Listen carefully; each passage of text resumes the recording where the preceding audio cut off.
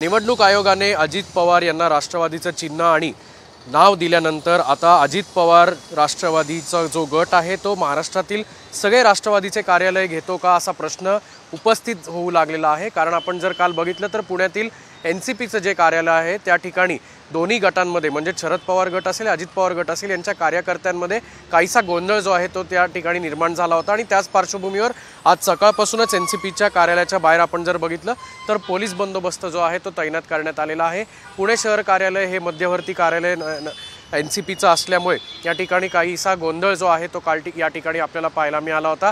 काही कार्यकर्ते जे आले होते त्यांनी देखील अजित पवार यांचा नाव असलेली पाटी जी आहे ती देखील काढून टाकली होती आणि त्यानंतर काहीसा तणाव जो या ठिकाणी आपल्याला पाहायला मिळाला होता।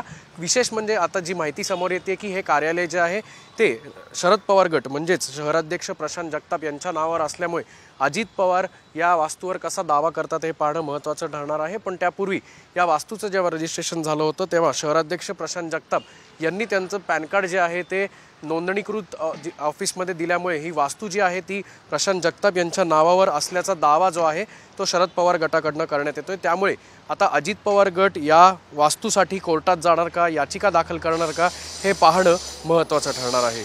कॅमेरामन किरण काजेसह अक्षय बडवे, साम टीव्ही न्यूज, पुणे। देश विदेशातील प्रत्येक घडामोडींचे लाईव्ह अपडेट मिळवण्यासाठी आता साम टीव्हीच्या सर्व सोशल मीडिया प्लॅटफॉर्मला लाईक, फॉलो आणि सबस्क्राईब करा। तसंच सर्व नोटिफिकेशनसाठी बेल आयकॉन प्रेस करायला विसरू नका।